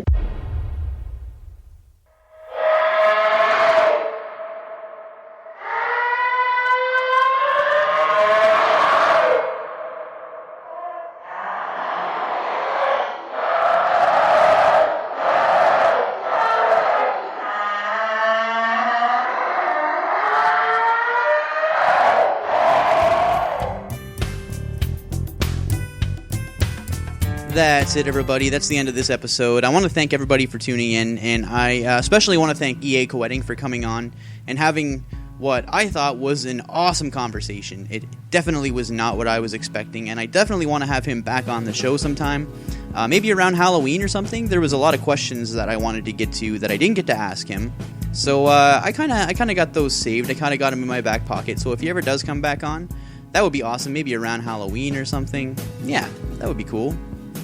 The Rosco Show, you can find me on Facebook, facebook.com/The Rosco Show, Spreaker.com/user/The Rosco Show. I am also on iTunes. Hit up your iTunes, search for The Rosco Show in the podcast section, and you'll find me. And hopefully, we're going to be on Stitcher. I've submitted it. Now I'm just waiting their approval. So by the time that this is posted, we could already be on Stitcher. You never know. In fact, you could be listening to this on Stitcher right now. That would be awesome. All right, guys, if you want to be a guest on the show, hit up my website, www.theroscoshow.com, fill out the contact information, tell me why you think you'd be a good guest on the show, and we will base an entire episode fully around you and your beliefs, or your non-beliefs. Yeah, try that out. All right, guys, remember to keep an open mind. Peace.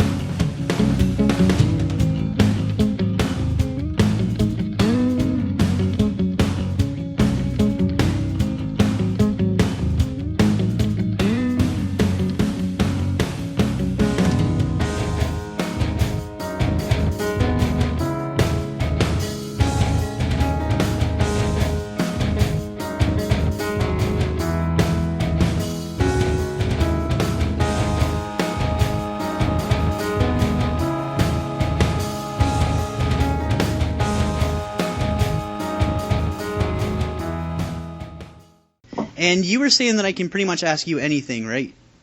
Yeah. I mean, there will be things that'll have to be careful about answering due to legality, but my lawyers kind of advised me as far as all that goes. So, but that doesn't mean I won't even talk about any of those things. I'll just have to be careful with it. So, yeah, ask me whatever you want, and I'm game. Yeah. If you come across any crazy insulting memes, don't use those, eh? No, definitely not, man. I would never ever do that.